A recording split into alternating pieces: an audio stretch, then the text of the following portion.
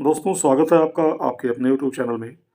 जैसा कि आप जानते हैं कि लोकसभा चुनाव 2024 की अधिसूचना जारी हो गई है और इसी के साथ चुनाव आचार संहिता प्रभावी हो गई है।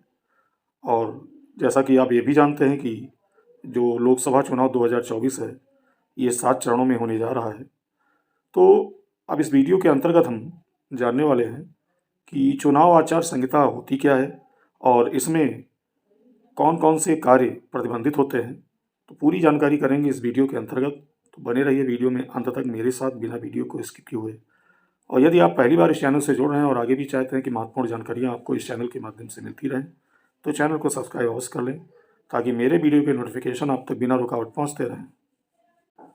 तो दोस्तों, आपको बता दें कि भारतीय निर्वाचन आयोग की आदर्श चुनाव आचार संहिता, जिसको इंग्लिश में हम मॉडल कोड ऑफ कंडक्ट कहते हैं, ये राजनीतिक दलों एवं प्रत्याशियों के लिए बनाई गई एक नियमावली है और जिसका पालन चुनाव के समय करना आवश्यक होता है।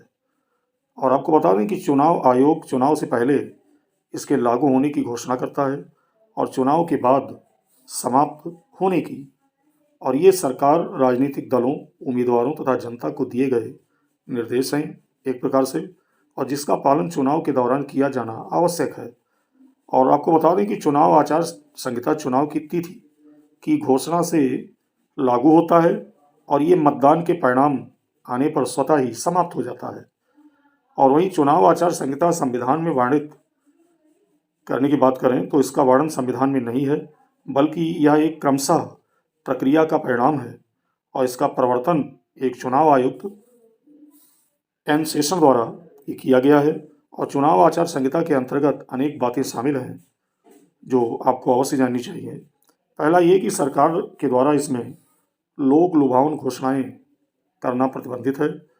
और दूसरा ये कि चुनाव के दौरान सरकारी मशीनरी का दुरुपयोग ये नहीं करना है, ये भी प्रतिबंधित है। और तीसरा है राजनीतिक दलों और उम्मीदवारों के द्वारा जाति, धर्म व क्षेत्र से संबंधित मुद्दे उठाना ये प्रतिबंधित है।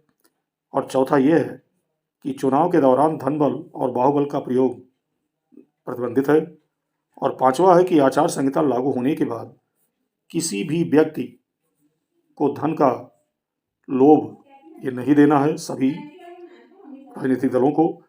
और छठा ये है कि आचार संहिता लागू हो जाने के बाद किसी भी योजनाओं को लागू आप नहीं कर सकते। तो ये आचार संहिता में ये कार्य प्रतिबंधित हैं। और उम्मीद करते हैं कि पूरी चीज़ें आपके समझ में आ गई होंगी। तो ऐसे ही किसी जानकारी के साथ मिलते हैं अन्य वीडियो में। तब तक के लिए बहुत बहुत धन्यवाद।